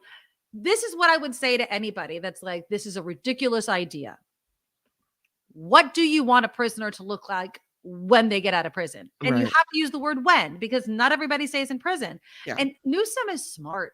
On this instance, he is selling this in the right way. Like, these people are coming out. We need to do something about that. We need to make them better people. And we've heard how there was this one, and I'm going to totally butcher the story, but there was like this, I don't know, this tribe. And maybe it was just something I saw on social media. But when somebody committed a crime, the tribe would stand around them and they would kind of like throw forgiveness at this person, right? And it wasn't a shaming. It was like, we are going to help you. We forgive you, this sort of thing.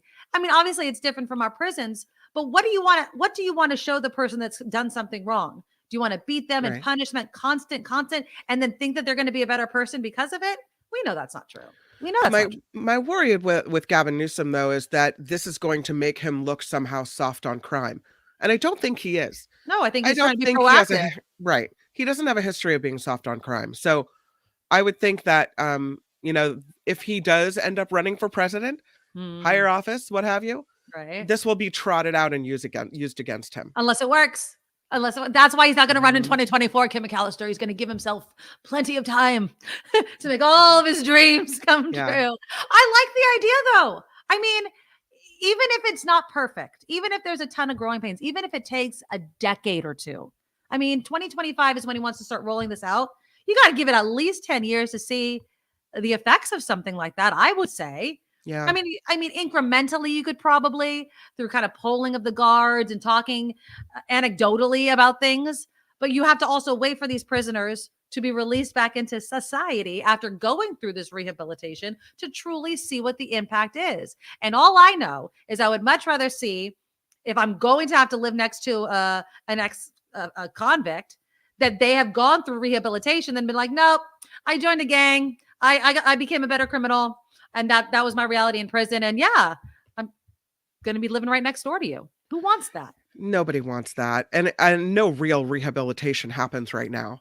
No. There's nothing. No. I mean, I'm sure, but I think, I'll take that back. I'm sure for some prisoners, they get their degrees, they learn there is job training, right? But Well, I feel sure, like but you it's have to on be the inmate. Yeah, you have to be it's on the inmate. self-motivated to go after it, right? And some of them aren't self-motivated. And I loved how Anita was bringing up the breakup of the family, right? So if your family can never visit you because you're so far away, or it's a 5-hour drive on a bus or whatever, or remember the payphone, the cost of making phone calls out of prison, all of these sorts of things that break up why the hell you would want to get out of prison anyway.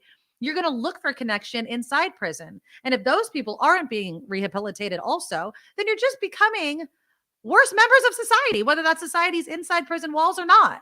And so, I think that this is going to be a great idea. We're just an impatient species. And so I think we're going to want to see some sort of positive results. And if we don't, then not that they'll end the program, but they'll just continue to defund it, where it's just, if you don't have enough money to sustain something like that, to pay that, I would assume, large number of new prison guards / mentors, because that alone, think about the salaries that you're going to have to pay. I'm assuming it's a union job, so the pay's probably going to be pretty good. So all of those things are going to cost a buttload of money. And so if we're not funding it, it's like we're killing it off anyway. Let's see. Let me read some of them. Luce writes in, my Dio's been locked up since the early 90s, is born again Christian after being locked up. Yes, a lot of people I hear, obviously, anecdotally, turn to religion, turn to something, right? Because otherwise it's what? Anger, death, crime, depression. Depression.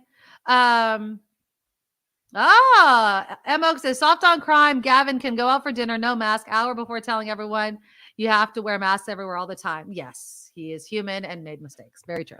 That doesn't make him wrong on this. Sorry, doesn't make him wrong. Education, religion, dog fostering. Unless you're an animal abuser, then you don't deserve a fish, let alone a dog, from Lady Beatrice. Yeah, exactly. But anyways, we'll keep an eye on it. And yeah, I loved Anita. She was really great. Again, read her article. It's in the show notes. LA Times reporter based in Sacramento. I think she used to also work for the Sacramento Bee. She covers criminal justice. She is definitely on our let's get her back list. So, all right, I've done pretty well, Kim, with my snake bite over here. I know you're not even you're just drinking something with. No. It's a little bit much for me. I'm not a Guinness drinker. I don't mind it. It's kind of heavy, huh? And do you know that there's not as many calories in a Guinness, although it seems like it because of the dark color, right? I'm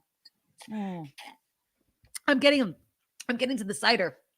So it gets a little spicier. Tart-er, I think. Someone was mentioning I should do an Irish car bomb. Yeah. I'm not drinking Jameson. I don't drink Jameson to begin with, and I'm not drinking Jameson. So that's when you drop a shot into Guinness. In the thing, yeah. That would have been fun, though. I would have enjoyed watching you do that. I totally would have done it, too. Yeah. But I don't like Jameson, and I wasn't going to buy a bottle. I don't know if we have Jameson here. We have a lot of booze in the Medoro household, so. Well, it's because my husband's part of a bourbon club. If I had to bet, I would bet on you having it. Yes. I'll go look. I'm not going to do it anyways. I shouldn't even look. Because then if I do look and then I have it, then I'm going to feel like I have to do it. And I'm already drinking beer on no food. All I've eaten is one of these cookies. We have one bottle of liquor in our house. It's a bottle of whiskey that my husband has a shot from once a year on the Marine Corps birthday. Wow. Yeah. But our households are completely different. Yes, they are. But open the closet in the hallway. That's got a little sign on the door. It says wine closet, and that's where all the wine is. Yeah. Oh, well, that's booze. I mean, it's meant for coats, but it's wine. Yeah. Oh, that's funny. Yeah. Is it temperature controlled? Is that a good place to store your wine? It's just it was a cooler area than anywhere else in the house. So. Oh, I didn't know. Half Jameson, half Irish cream. That's an Irish car bomb. I thought it was just Jameson. I believe Kim. All right. She has a history of knowing her cocktails. Oh, Eric says Jameson is so smooth it's like water. See, you guys are trying to make me do it now. True. I know. I'll look. How about I'll look during Kim's news and then I'll just be hammered for Tim Sika's movie reviews. How about that? Does that work? Yeah. All right. Well, it is St. Patty's Day. Great show today. I loved all of you guys. Let me give some shout outs before we go to Kim's news because you guys have been So, so generous. Again, please consider becoming a Medorable and joining our Patreon. It's, this is a almost completely crowdfunded show. And if you want to keep it going and you want it to be every day, Monday through Friday, we do need people to support the show. And I thank you, every single one of my Patreon subscribers. So join us in the Cool Club by going to the NikkiMedoroShow.com, click on the Patreon, and you can donate any amount you want to. You could start small and go high, whichever way you could start high and say hi. Who knows? But just please consider doing that. We really appreciate it. PayPal is another way of you guys donating to the show, the Nikki Medoro Show at gmail.com. Also buying some merchandise. And of course, if you have no money, if you're broke, just click the thumbs up. It's easy peasy. But our super chat has been live. And I want to give some shout outs to people. Kathleen started us off with a $5 super sticker. Thank you, Kathleen. Ms. Organic, also with a $10 super sticker. Oh, that's nice. Yeah. Joe Fong came in with one, $9.99, $10 super sticker as well. Al Anonymous, $2.50. Enjoy. Everyone, get your glasses ready to cheers with Nikki. I still have my beverage, so everybody can raise a glass. Raise your glass of green, whatever the hell you're drinking. You can't cheers people, Kim McAllister, and not take a sip. It's bad luck. My bad. Know the rules, my friend. Lynn Love, a $5 super sticker. Oh, and Andreas is here as well. Thank you, Lynn, so much. Andreas is here with a $10 and then another $10 and another $10. You look good strumming, Nikki. I was fake strumming because my ukulele was completely out of tune. And another $10 from Andreas. You are so awesome. Have a good weekend, everybody, from Andreas.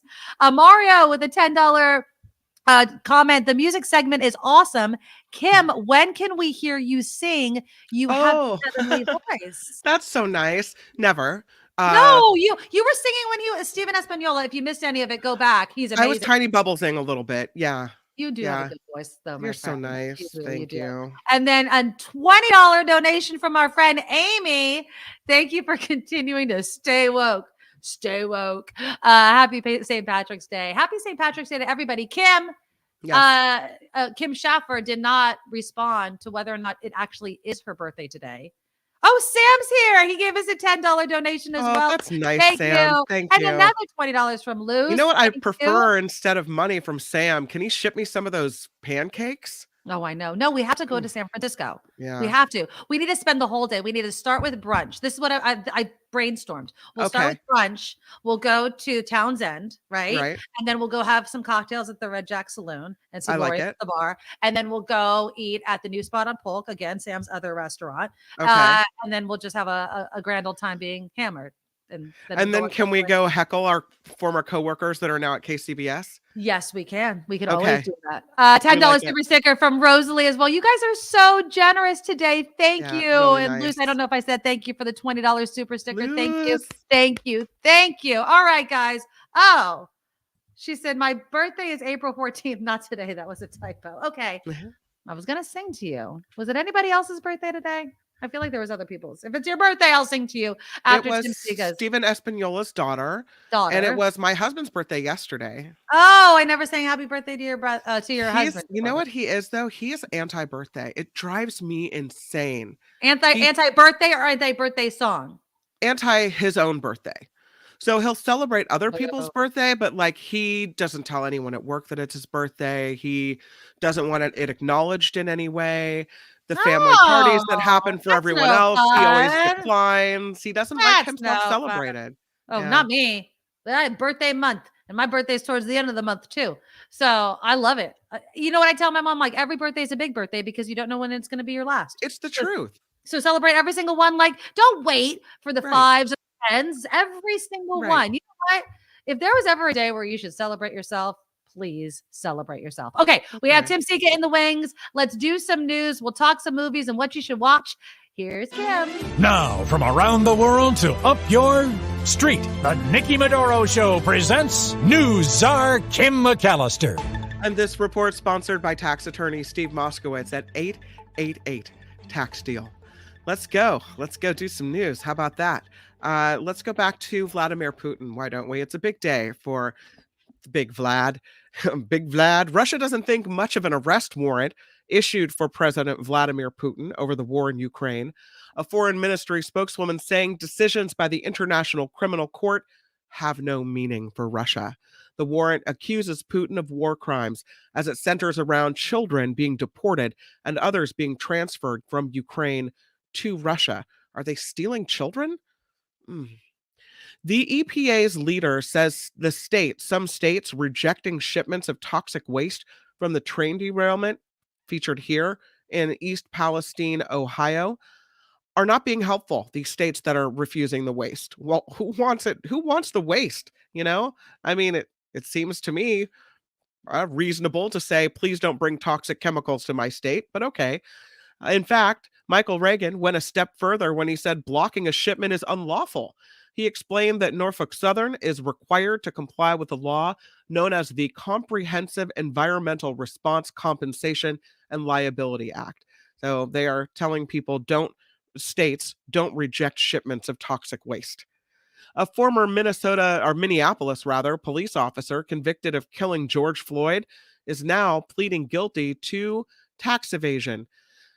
This is Derek Chauvin. He appeared before a Minnesota judge virtually from a federal prison in Arizona, where he is serving more than 22 years in connection to Floyd's death.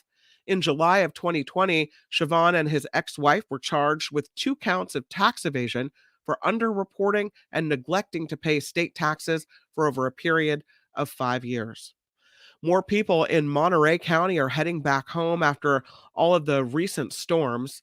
Here's a picture of the levee in Pajaro, and it looks like another round of evacuation orders and warnings ended yesterday. But in Pajaro, hundreds of families will be kept out until at least next week while their homes are checked for damage.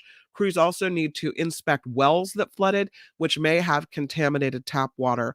The community is warned not to use it to drink or to cook. So only bottled water right now in Pajaro if you're even allowed to get back in, which most people are not. Meta is rolling out its a whole new system. It's a verified subscription service for both Facebook and Instagram users in the US. CEO Mark Zuckerberg announcing Meta Verified will start testing in the US and gradually roll out in the coming weeks following early testing in Australia and New Zealand. Costs $12 a month on the web, $15 a month for users who sign up through iOS or Android. Those who sign up get a verified badge, impersonation protection, and direct access to customer support.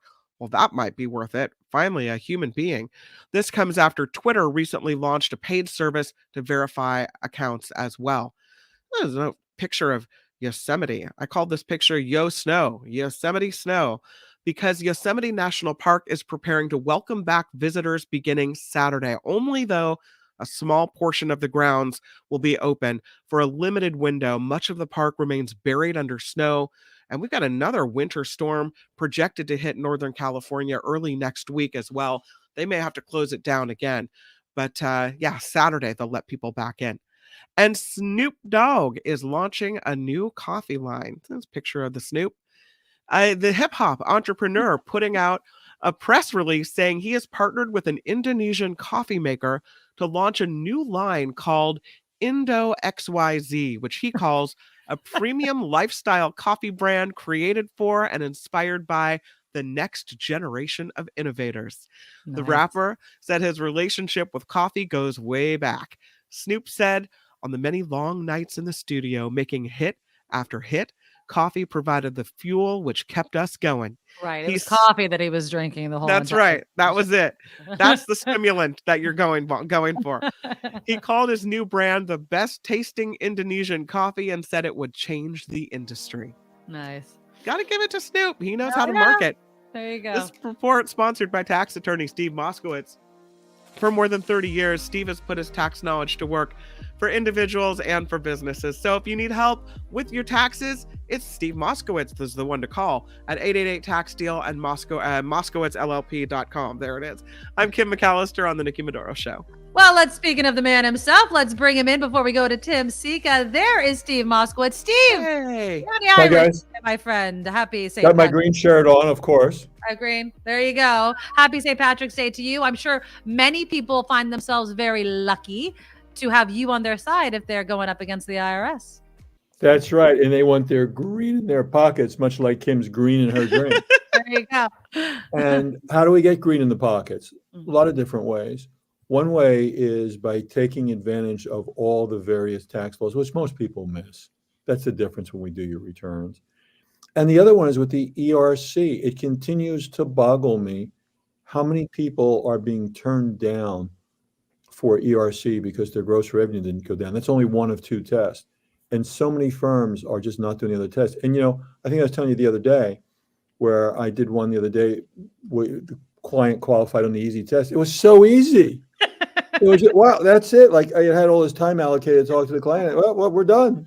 There you go. And, I can see why if a firm doesn't care about the clients and just wants to, do a mass production, next, they only do the one service. And that's okay. But just like a doctor, if he or she doesn't do the procedure, say, look, there's this other procedure that they don't do, but may help you find the doctor that does it.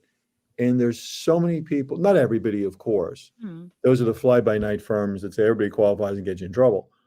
But there are an awful lot of companies that, although their gross revenue didn't go down the way the first test is, do qualify on the second test, the facts and circumstances test. So we don't charge you to find out for that. So go ahead, let us talk with you. And, some of these firms are just really, really harming people. And we've done so many cases where people were turned away, but they are entitled to it. Again, not everybody, but if you're entitled to it, let's go ahead and get this government grant. You're entitled to it. And, it's not going to last forever. Right. So let's go ahead and get the money. And then that can make all the difference in the world. And I think it's the rare business owner that would make a huge difference. That is awesome. See, that's the difference between calling some of these fly-by-night places that just popped up because of ERC or what have you, and calling somebody that's been around for decades. Steve Moskowitz. Give him a call. 888 tax deal. MoskowitzLLP.com. That's 888 tax deal or MoskowitzzLLP.com. Have a good one. Thanks, guys. Happy St. Patrick's Day. Bye-bye. Yeah. All right. Yeah. So give Steve a call and tell him the Nikki Medoro Show sent you. All right. We have him in the wings. Oh, wait. Okay, go ahead. Can I do one quickly before we get to the fun Tim, stuff? it's all her fault. I'm just letting you know. I'm so sorry. I just want to do one more news story and just let you guys know that there is a recall, which I wouldn't mention unless I thought it was kind of important to talk about. Here's what it looks like. It's at Trader Joe's, and they're recalling this bag of frozen fruit, which I think some people may have, if that looks familiar to you. Ooh. Yeah. So, yeah, that's the frozen fruit being recalled. Or something, yeah. It's called Trader Joe's Organic Tropical Fruit Blend, and it may be contaminated with hepatitis A. Oh, my God. I know. So they're saying they're taking it all from the shelves. They're destroying it. No illnesses have been reported so far, but they're saying don't eat that. I put in the chat the best used by dates, so you can see all the dates there.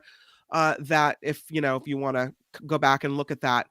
So if you have that in your freezer, you can go pull it out and match the dates. How did you get hepatitis A on fruit? I don't even know. That? They didn't.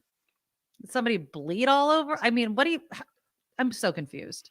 I don't know. I just thought it was important enough to mention. So now we can move on to movies. And with that introduction is none other than our friend. I love that introduction. Now let's go movies. And now let's talk about it. Could be a horror movie. Yeah, right. There you go. There you go. We're so happy to have you back, Tim. Oh, well, thanks. It's good to be back. Yay. Before we get to the movies, though, what did you think about the Oscars, real quickly? Nothing surprising. My favorite movie didn't win anything. My favorite Which was movie, what? Which was Tar. Didn't win I was a thing. thinking of you. Yeah. Yeah. But you know what? I mean, the Oscars are fun. They're a snapshot in time. I don't think they mean everything that people claim they mean. But, I was happy for Michelle Yeoh. I've loved her for decades. It was nice to see her finally acknowledged. And yeah, the movie, I'm still a little on the fence about, everything everywhere all at once. You did, huh? Yeah. I loved him. We couldn't watch it, and you're on the fence. So we have a genre. I tried to rewatch it. I just couldn't. There was too much jumping back and forth. I think I was trying to do laundry at the same time, and it's like, oh no. I am That like, doesn't I don't work. even know what's happening in this movie. I'm No, done. you can't multitask and watch everything everywhere all at once. You have to focus on the movie. Yeah. Diverses don't work. Yeah, I saw it twice, and actually the second time I saw it, I liked it a lot more. So I think it's just getting used to the style, don't you think? Yeah. I mean, I jumped on board immediately. I don't know what's wrong with both of you, but I thought it was amazing. Well, we not all of us have your incredible insight, Nikki. Or just bored out of my mind and don't move off my couch. Either or. All right, let's get into what we could watch this weekend, and starting with something I've never seen one of, which is Shazam. Oh. Right. I never saw the first Shazam either. So did anyone? You didn't see it, right? No. The first Shazam? Tim, you've never seen it? Okay, yeah. No. So I looked at this one squarely as like a self-contained movie. Oh, okay. And it's, the superhero film sequel to Shazam from 2019. I think it's the 12th installment in the DC Extended Universe. And this one continues the story of this teenager. His name is Billy Batson, who, when he says the magic word Shazam, he's transformed into his adult superhero alter ego, Shazam. Oh, okay. Yeah, I know. So, I know. Yeah, this is a movie for like overgrown. This is a movie for adult children, I think. Will probably like this. Anyway, Billy Batson is his foster child, right? He has these foster siblings who also transform into superheroes when they say Shazam. And the sequel has Billy and his superhero family, right, fight the Daughters of Atlas. It's this trio of women. One of the women is Helen Mirren, who must be saying to herself, in this, where has my storied career led me, acting in a comic book movie? Anyway, there's three actresses who play the Daughters of Atlas, who have gotten their hands onto this weapon, right, that could destroy the world. And so they have to be stopped, right? So who better to do that than Billy Batson and his superhero family? So I mean, this is a comic book movie, it's ambitious, fanciful, fairly amusing, lots of special effects, right? Lots of special effects, destruction and monsters. And, it's overstuffed, overlong, and yet it's a perfectly okay movie and a worthy sequel. I'm sort of suffering from superhero fatigue. I don't know about you guys, but I mean, I can get kind of tired of it with the nonstop Marvels and Avengers and everything happening. I could see, but I've never seen Shazam. It looks kind of hokey to me. So it is fun, and I think if you just it's fun. I mean, it's hard to criticize. I think fans of the franchise will more than amply be satisfied with it. So right there you go. Yeah. Grace and Frankie actresses Lily Tomlin and Jane Fonda are back together. Yeah, in moving on. Well, they were also back together in that 80 for Brady, which is, we're not going to talk about. Yeah, okay. No. This one was written and directed by Paul Weitz, who did American Pie, and Jane Fonda and Lily Tomlin play former friends. They're reunited at this funeral of another mutual friend who is survived by her husband, played by Malcolm McDowell, who right at the beginning of the movie is approached by the Jane Fonda character at the funeral, who informs him right to his face and with dead seriousness, right, that she is going to kill him. She's going to shoot him. And we soon find out why. And I think I could say this because Tomlin and Fonda have been talking about this on talk shows and stuff. But the reason the Fonda character wants to kill the widower, Malcolm McDowell, is because he sexually abused her 45 years ago. And she never, ever really got over it. So I would say no, yes. No. Okay. So in a way, this movie is a kind of comedy about sexual trauma. But it's made palatable, believe it or not, by the comedy and by Fonda and Tomlin's difficulty in trying to get their hands on a gun to kill this creep. So anyway, Tomlin is great. She plays this concert cellist who's like finding it harder and harder to play the instrument because she's got arthritis and tendonitis and bursitis. They make fun of aging in this movie, but she's matched every step of the way by Fonda, who has moments in this movie that rival some of her very best screen acting achievements. And it's just about aging, forgiveness, letting go, hence the title, Moving on, and how we process grief and trauma. And right when you think it's going to get too heavy, it's lightened by the humor of the piece, which mostly consists of these wonderful one-liner quips, which are masterfully delivered by Lily Tomlin. So, yeah, I mean, only in theaters? Is it only in theaters? Only in theaters, yeah, and it's so much better than that awful 80 for Brady movie. Anyway. Awesome. Well, I have a question about this duo, Tomlin and Fonda. They did the TV show, Frankie and Grace and Frankie. Grace and Frankie. They did the 80s for Brady. They're doing the Moving On. Do you think they've gotten to the age where they're like, you know what? We have so much fun, kind of like me and Nikki. When we work together, we really only want to work together. And so screw all the other projects. If we can't work together, we're just not fun then. Yeah. And in our older years, these are the movies we want to make, and we want to do it together, and that's it. Yeah, and you know, they really have genuine chemistry. I mean, they really seem to like each other as people too. I've been watching them lately on talk shows. They're all over the place. They appear everywhere together these days, and they really seem to really like each other. Yeah. So, and that shows on screen and in this movie too. Yeah. Another actor that I love is William Dafoe, and he's in this. It sounds weird, but he's in this movie called Inside. Yes, it is weird, Nikki. It's a psychological thriller in the Twilight Zone vein of storytelling, in which Willem Dafoe, you know, he have that striking face. I mean, nobody looks like Willem Dafoe. No, you know, anyway, he plays an art thief who breaks into this penthouse home with this wealthy art collector only to get trapped inside after the security system breaks down. So he's inside, hence the title, this high rise, and he can't get out. So he's not only left to fend for himself, but all his attempts at trying to get out of this space prove futile. So it's a drama basically about watching a person go slowly insane. Ooh. And it's the Willem Dafoe show. I mean, because it's pretty much just him for 2 hours trapped in this space. And I thought it was a really effective thriller. You can't think too much about what's going on. I mean, you're going, well, wait a minute, you know, the like, can you do this? And the alarm just went off. Come on, where's security, right? But it's an engrossing movie anyway. It's well directed, brilliantly acted by Dafoe, and I think it's like saying something about what drives people to create. You know, maybe the length some people will go to create art. And the obsessiveness that's required to fully create something of value, and that the act of creation itself is kind of inseparable from the act of dying. Very interesting movie. I could have done without how this character decided to put to use his feces, but a very memorable movie anyway. And I saw it over a month ago, and it's still very vivid in my mind. So that says a lot. You know? I'm watching it. I love Willem Dafoe. I love him as an actor. So. If you like Willem Dafoe, you'll love this movie. You won't care that it doesn't make a whole lot of sense. I don't care. I don't think too much about any of that, but that sounds good. Now I got to watch the feces scene, though. You got me all hooked up. Well, there's a couple of them. So if you missed the first one, which you won't, there's another one. Anyway. Fabulous. Yeah. All right. Let's talk about Luther. And I have no idea. Is this a movie? Is this a series? Well, what is this? Yeah, that's a good question. It's a film continuation of this British TV series of the same name, Luther, that ran for like 9 years in the UK.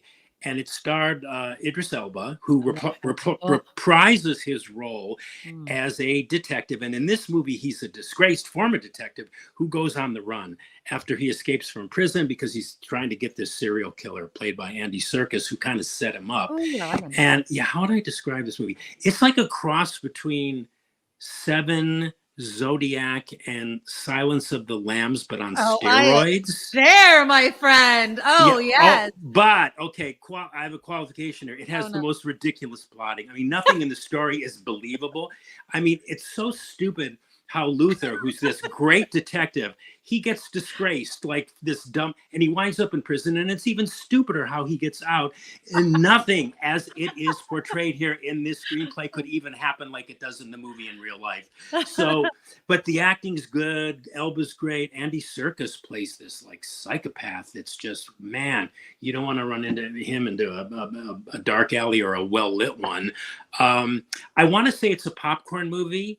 But when stories are this gruesome and unsavory and outright repellent, I mean, who can eat anything while they're watching it? So anyway, if you like blackmail and suicide and shame in the dark web, I mean, if that's entertainment for you, this is the movie. I'm in. You got it. I'm out. Yeah. Kim's out. I'm in. Well, I'll go watch it. All right. Kubrick on Kubrick. This is a documentary about the films of Stanley Kubrick, the film director. In his own words, he's the director, of course. Probably the one both you ladies know best is probably The Shining, right? Yes. The Shining, right? And he famously made, I think, what was it, like a mere 13 films in 40 years, but his search for the elusive quality of perfection in his movies is or was extraordinary and legendary as well.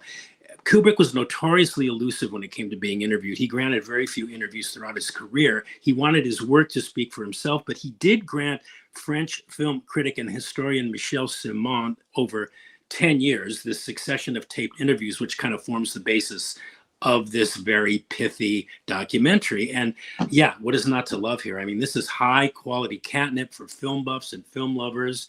And I think much of what's already here may be familiar to fans of the director and his work, but it's still a worthwhile addition to the dozens of documentaries that have been made about Kubrick since his death in 1999. There's great clips of his movies, overlaid with really interesting and insightful commentary and statements about film and filmmaking from the director himself. I could talk for hours about Kubrick, the director and his films, but I think this movie can be best summed up, this Kubrick by Kubrick.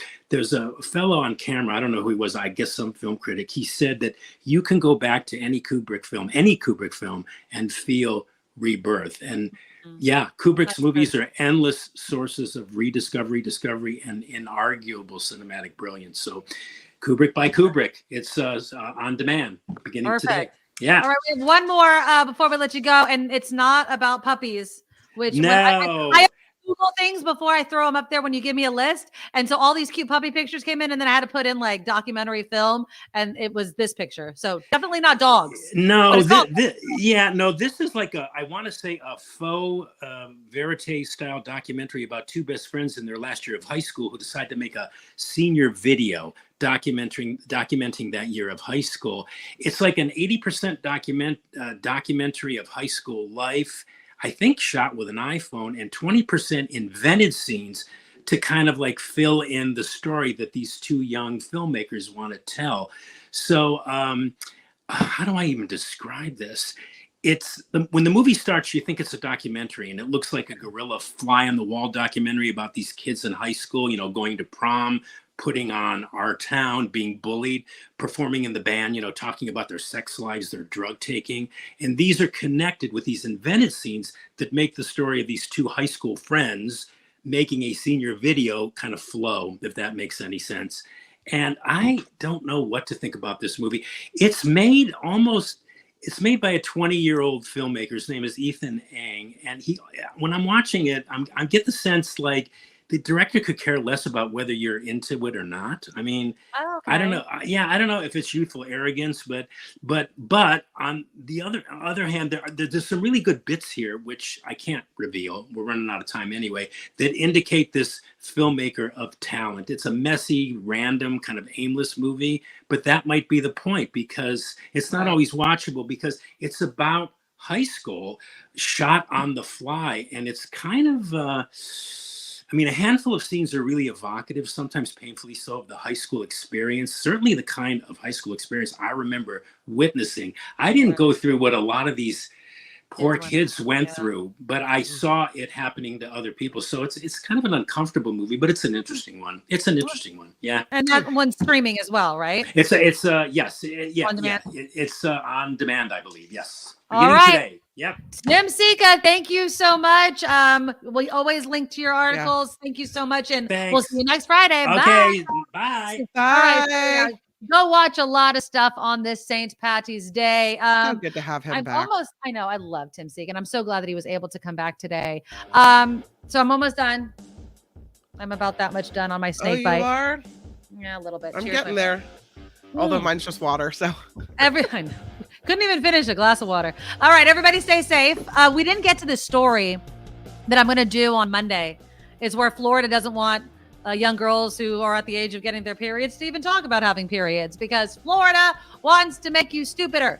A big thank you. I have to give some more shout outs because we got some more super live donations. J and G Charrier $20 super sticker. Oh, that's Thank really you so kind. much. Thank you. And then Suzanne with a $50 donation during our show. Thank you so much. Mahalo. Luce with a $20 donation, $10 from Rosalie. Thank you.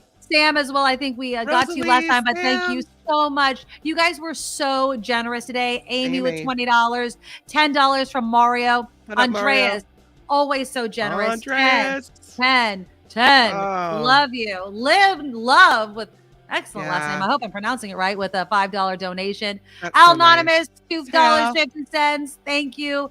Joe with $10. Ms. Organic with $10. And then, of course, Kathleen starting us off with a $5 super sticker. I love you guys. Thank you so very much. Happy St. Patrick's. Happy Friday. Please, you guys, stay safe. If you missed any part of the show, I'm going to pull out Steven Espaniola, who was on. Please check him out. Oh, the background didn't come through, but that's kind of cool. It was supposed to be white behind it, but there he is. His link is in there. Please read Anita Chabria's article about San Quentin. That will be in the show notes as well. And I'll see you on Monday. Bye. Nikki, you're all so awesome. Miss Brown, like a beautiful blossom. You're all so the best. I really can't rest. You're all so awesome. Wow. Okay.